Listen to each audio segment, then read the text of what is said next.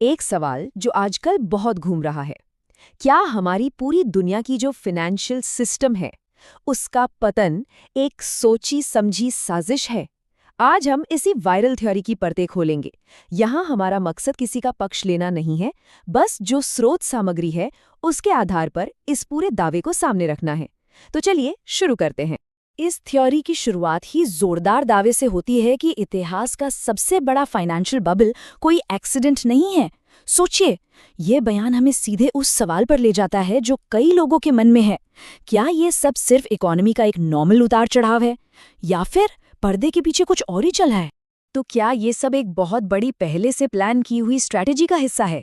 खैर, ये थ्योरी हमें इसी सवाल के जवाब की तलाश में एक बहुत ही दिलचस्प रास्ते पर ले जाती है।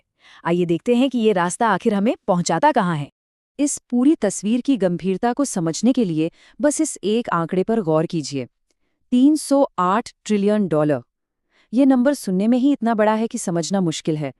ये पूरी दुनिया का कुल कर्ज है, जो हमारी ग्लोबल जीडीपी का 3 गुना है। ये सिर्फ एक नंबर नहीं है, ये हमारी फाइनेंशियल सिस्टम कितनी विशाल और कितनी नाजुक है, इसका एक प्रतीक है। अगर .com बबल याद है और लगता था कि वो बहुत बड़ा था, तो ज़रा ठहरिए। इस थियरी के मुताबिक आज जो पैसा एआई में लग रहा है, वो उससे 17 गुना ज़्यादा है। ज़रा कल्पना कीजिए कि अगर ये बुलबुला फटता है तो इसका असर कितना ज़बरदस्त हो सकता है। तो फिर असली सवाल तो यही उठता है कि अगर सब कुछ क्रैश हो जाता है, तो फ़ायदा किसे होगा? देखिए, हर कहानी में कोई ना कोई तो जीतता ही है। इस थियरी के हिसाब से इस कहानी में भी एक विजेता है। और यहीं पर यह थ्योरी एक नाम सामने रखती है, द ग्रेट रीसेट, और इसका कनेक्शन सीधा वर्ल्ड इकोनॉमिक फोरम से जोड़ती है। तो आखिर ये ग्रेट रीसेट है क्या भला? इस थ्योरी के मुताबिक ये सब अलग अलग घटनाएं नहीं हैं, बल्कि एक ही कहानी के हिस्से हैं। देखिए, 2016 में भविष्य को लेकर एक वीडियो आता है, फिर 2019 में एक वैश्विक महामारी का सिमुलेशन होता है, और ठीक 1 साल बाद ग्रेट रीसेट का ऐलान हो जाता है। क्या ये सिर्फ इत्तेफाक है, या फिर एक सोची समझी योजना का हिस्सा? आपके पास कुछ भी नहीं होगा और आप खुश होंगे।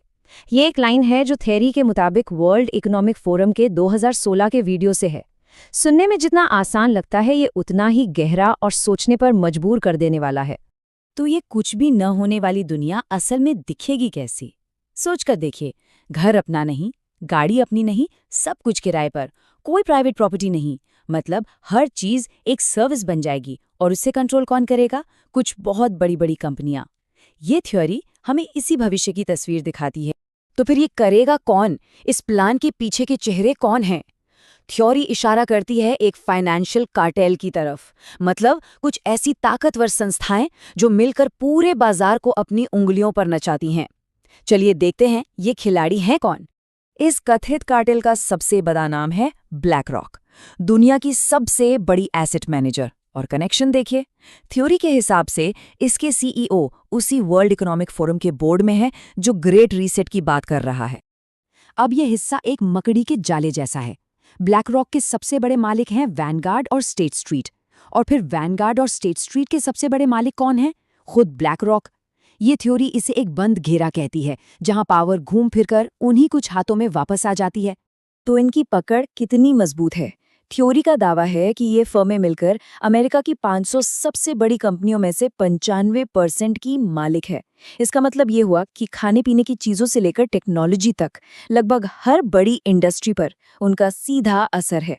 तो अब आते हैं इस पूरी कहानी के सबसे अहम हिस्से पर, वो आखिरी टुकड़ा जो इस पजल को पूरा करता है, वो टूल जिसके बिना ये सब शायद मुमकिन ही न हो। सेंट्रल बैंक डिजिटल करेंसीज या सीबीडीसीज। सीबीडीसी है क्या चीज? आसान भाषा में समझिए, ये हमारी जेब में रखे नोट का ही डिजिटल अवतार है। पर एक बहुत बड़ा फर्क है, इसे कोई कमर्शियल बैंक नहीं, बल्कि सीधा देश का सेंट्रल बैंक जारी और कंट्रोल करेगा। और यहीं पर ये थ्योरी एक बहुत ही चौंकाने वाली तस्वीर सामने रखती है। जरा सोचिए, अगर पैसे की भी एक्सपायरी डेट हो, या सरकार ये तय करे कि पैसा कहाँ खर्च हो सकता है और कहाँ नहीं। थ्योरी का तर्क है कि प्रोग्रामेबल सीबीडीसीज के साथ ये सब कुछ हो सकता है। हर एक लेन देन पर नजर रखी जा सकती है और हर एक खरीदारी को कंट्रोल किया जा सकता है। तो इसे लागू कैसे किया जाएगा? थ्योरी के मुताबिक इसका एक 4 स्टेप का फॉर्मूला है। पहला, एक बड़ा संकट खड़ा करो। दूसरा, मौजूदा सिस्टम को गिरा दो। तीसरा, फिर एक सॉल्यूशन लेकर आओ, यानी CBDCs। और आखिरी स्टेप, इस नए सिस्टम के जरिए पूरा कंट्रोल अपने हाथ में ले लो। ये एक क्लासिक प्रॉब्लम रिएक्शन सॉल्यूशन वाली स्ट्रेटजी है। तो अब हम उस सबसे बड़े सवाल पर आते हैं जो ये थियरी उठाती है। क्या ये सब जानबूझकर किया जा रहा है, एक डिज़ाइन के तहत, या ये बस सिस्टम की अपनी खामियों का नतीजा है, एक एक्सीडेंट, डिज़ाइन या दुर्घटना? और यहीं आकर ये थ्योरी अपना सबसे बड़ा और शायद सबसे दमदार तर्क देती है कि चाहे ये एक साजिश हो या ना हो, अगर सिस्टम बना ही ऐसा है कि फ़ायदा हमेशा कुछ गिने चुने लोगों को ही पहुंचे, तो फिर इस बात से क्या ही फर्क पड़ता है कि उनकी नीयत क्या थी। नतीजा तो वही का वही रहता है। और हम भी आपको इसी एक सवाल के साथ छोड़कर जा रहे हैं कि अगर कोई सिस्टम बार बार लगातार एक ही नतीजा दे, तो क्या उसकी बनावट पर ही सवाल उठाना जरूरी नहीं हो जाता? इस पर जरूर सोचिएगा। हमारे साथ जुड़ने के लिए शुक्रिया।